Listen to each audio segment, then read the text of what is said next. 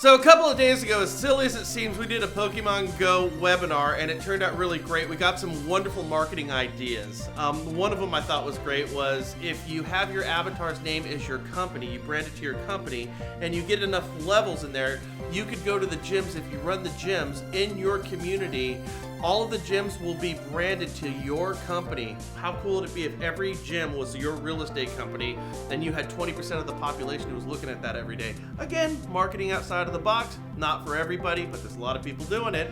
We're gonna be doing a new Pokemon webinar this next Wednesday, so if you wanna check it out, click this banner right over there. It's actually kind of fun.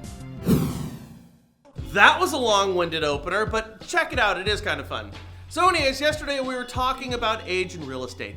The fact that 41% of agents are over the age of 60 and that only 2% of agents are under the age of 30. Our conclusion is we have an aging age demographic.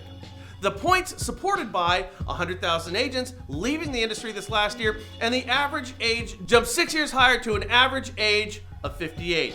Those are just numbers. So what to do with it? Well, we suggested that younger people, who are generally better with technology, may have a hard time speaking with agents who have a more challenging learning curve on average. And, well, a number of you had a problem with that statement, apparently.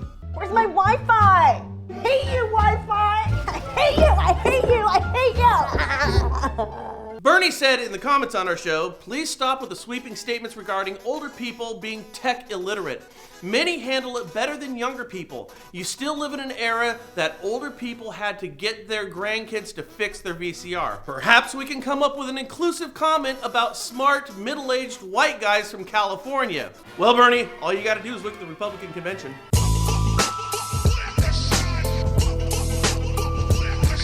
Marion King Smith said, I am over 60, know all technology. Yeah, all technology, and work 7 days and evenings. This is bunk. Karina Taylor Brown said 60 is the new 40. They have 20 more years to offer their services in this profession. And Vicky Bear Gandhi said most 60-year-olds are going strong and looking good. I mean, look at Christy Brinkley. Seriously, it takes a good bit of money, time, and a lot of work to build a real estate career. First job I ever wrote a check to my company to start working for them. I started when I was in my 40s. I know technology, and I'm continuing to learn more every day. I think it's hard for younger people to start because, let's face it, you gotta have some money to put back to carry you over until those commissions start rolling in. We have quite a few 75 to 85-year-olds that are still selling a lot of real estate. Surprising maybe, but their clients love them and are loyal. I plan on selling until I'm 90. And by the way, all of this is fantastic. We want everybody to be successful with their careers. We're not telling you can't do it. We want you to be successful and are just trying to point some things out that perhaps can help you. With regards to the last statement, okay, Christy Brinkley, she looks good, but she's an ex-supermodel worth $100 million, and I gotta think that helps a little bit, right? That aside, understand that our show was to implore agents to embrace technology, not to suggest that you can't do it. Trust me, yeah, I'm banking on the fact that 60 is the new 40. But you need to understand, okay, it's like this. What do cabbies, travel agents, Blockbuster, Tower Records, public phones, print photographs, directory assistants, the Postal Service, dictionaries, yellow pages, address books, and newspapers all have in common? Maybe not entirely replaced, but they were all downsized or repurposed via technology.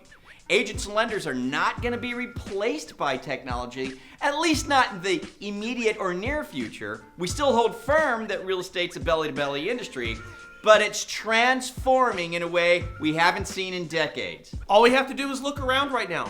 Technology, not market-driven discount brokers, have emerged and are being used, not by all, but by some, with its numbers growing. Sites like Zillow, who target buyers prior to those buyers working with agents, or companies like Quicken, who program for what technology is already provided, which is fully automated VODs, VOEs, IRS forms, and credit reports. What we are saying is technology is impacting real estate and lending, as it has and will continue to do with other industries. Another comment we had on our show yesterday was from Roy Fisher, and he said, I'm 68, in real estate since 1982.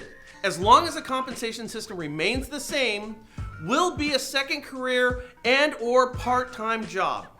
And that's the point, guys. The idea behind the use of technology is to make things cheaper, faster, and easier.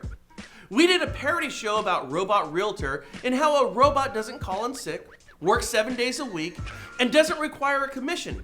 Now, do you think if your employer could employ technology to make things cheaper, faster, and easier, all the while lowering their overhead, wouldn't they do it? More so, do you think we're the first to recognize this? Or are these ideas already being looked at and funded? All we need to do is look around, and not too far for that answer. The point is this, in a changing environment, we have to change ourselves. The truth is, many of our seasoned agents have histories and relationships with enough clients that much of this messaging is moot. But as time rolls on, so will changes in marketing and methods, which means we must adopt and adapt and do so before we have to. So what's the answer to all of this? Well, look, we found a great post, a blog post actually. No connection whatsoever to us. But if you're interested in a starting point to change your message, your marketing, and offerings as a real estate agent, click the link down below. It's a site called Agent Redefined, and will give you direction to some areas you may want to delve into. A way to execute your strengths and work on your weaknesses.